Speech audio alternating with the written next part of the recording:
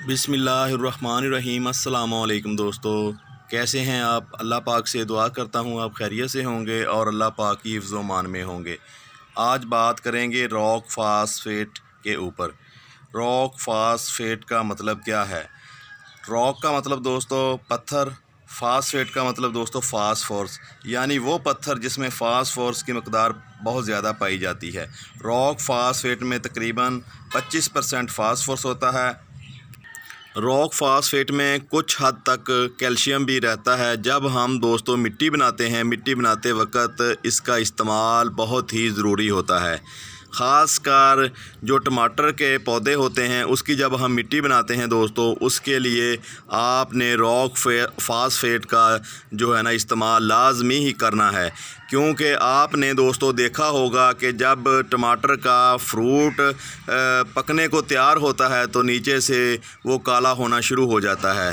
तो ये सारा दोस्तों इस वजह से हो रहा होता है कि मिट्टी में कैल्शियम की जो मकदार होती है वो बहुत कम होती है। कैल्शियम की मकदार कम होने की वजह से दोस्तों हमारा जो टमाटर का फ्रूट है वो ख़राब हो जाता है। दोस्तों अपना रॉक फास्फेट को 3 तरीक़ों से आप इस्तेमाल कर सकते हैं। पहला तरीका, जैसा कि मैंने कहा कि जब आप दोस्तों टमाटर के लिए या किसी भी पौधे के लिए मिट्टी बना रहे हों तो गमला जो है ना 1 चम्मच आप उसमें रॉक फास्फेट का मिला दें। 1 चम्मच ही मिलाना बहुत ही काफ़ी होता है। दोस्तों आपका अगर गमला बड़ा है तो आप 2 चम्मच उसमें मिला सकते हैं।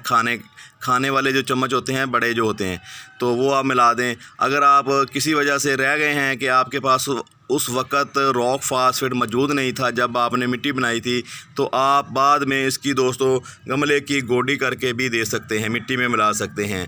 तो तीसरा तरीका दोस्तों, जैसा कि आपने मेरे हाथ में ये गिलास देखा, इसमें दोस्तों रॉक फास्फेट ही हमने मिलाया हुआ है। 1 चम्मच हमने इसमें घोल लिया है और इसको आप तीसरा तरीका ये है कि आप पानी में मिला के भी दोस्तों दे सकते हैं।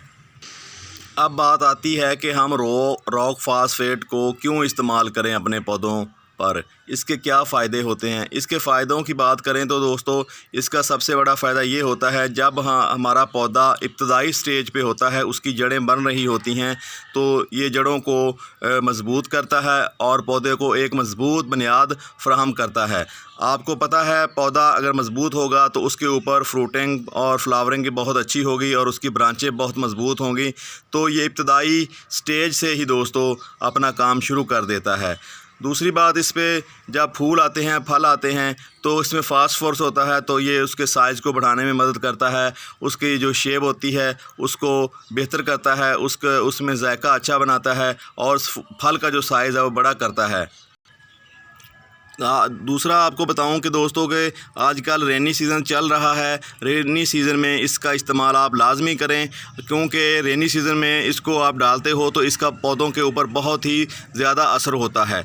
जिन पौधों पे आपके ख़ास का लीमू का प्लांट है या आपका कोई भी सिट्रस प्लांट है, उसके ऊपर फ्रूट नहीं आ रहे, फल नहीं आ रहे, ख़ासकर लीमू के ऊपर, क्योंकि आजकल लीमू का जो है ना दोबारा दूसरा जो फ्रूट इसके ऊपर लगना है उसका सीज़न है। तो आप अपने जो है ना पौधों को इसको लाजमी दें। ये मेरे सामने लीमू का प्लांट है, तो मेरे पौधे के ऊपर भी दोस्तों फूल आते हैं, लेकिन वो फूल फल में कन्वर्ट नहीं हो पाते। तो आज हम इसको ये देने लगे हैं।